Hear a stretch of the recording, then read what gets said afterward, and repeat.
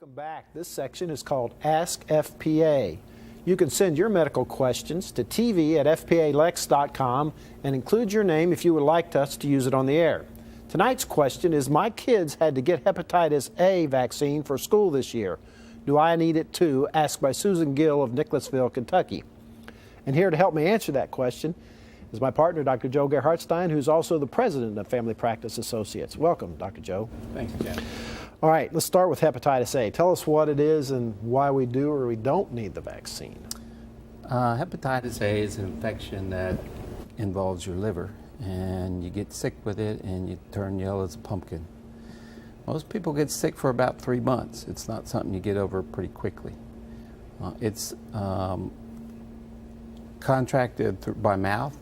Maybe somebody didn't wash their hands right. Maybe they fed you a sandwich at a local eatery, and so even though you may have done all the right things as far as washing your hands, somebody could have given this to you. There's hepatitis A, hepatitis B, hepatitis A. The hepatitis A is, as I said, it's infectious. Over the last decade, over the last 10 years, we usually get about 20 cases a year in the state. In this past year, we've had over 900 cases. So there's a good reason to get vaccinated.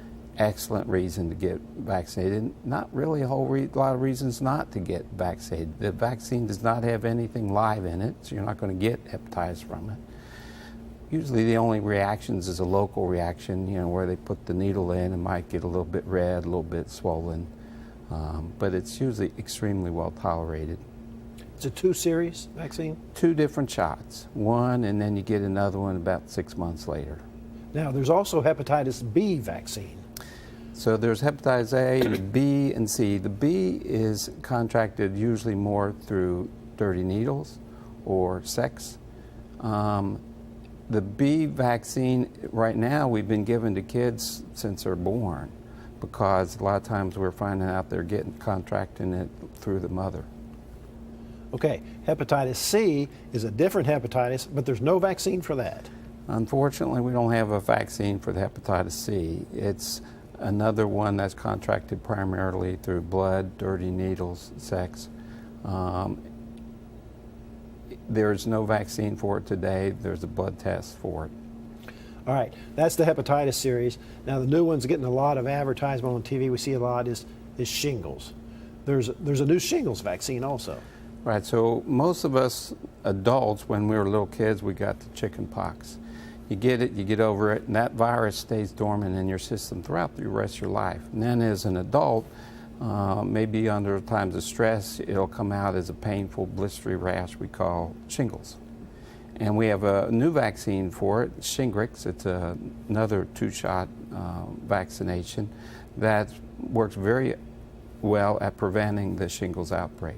We had an old shingles shot that worked pretty good, but unfortunately we're finding that people, even though they had the old shot, were developing the shingles anyway. So this new one you can take even if you've had the previous old vaccine. All right, now so we're getting into the season, it's starting to be fall, and we're talking about flu vaccines and pneumonias. And that's really important for especially for older folks. Well, if you're 6 months old or older, you should have a flu vaccine. So not just the old people. People who have chronic respiratory problems, asthma, probably even more important for them to get it. The flu is kind of like a lion. It's going to go after the old and the young. Most adults get it, won't like it, but this past year we've had some problems even with adults getting the flu and getting really sick, requiring hospitalization. The flu vaccine is available usually in the fall, September. Extremely well tolerated, similar to the hepatitis vaccine. You might have a little bit of a local reaction, a little bit of redness, pain at the injection site. Does not have any live virus in it. So you'll hear people say, well, I took the flu shot, I got the flu. Now, they may have gotten the flu shot from sitting in the doctor's waiting room, but they probably didn't get it from the shot. Okay, that's great information. Help us stay healthy, especially if we're able to keep us out of the hospital. Yeah.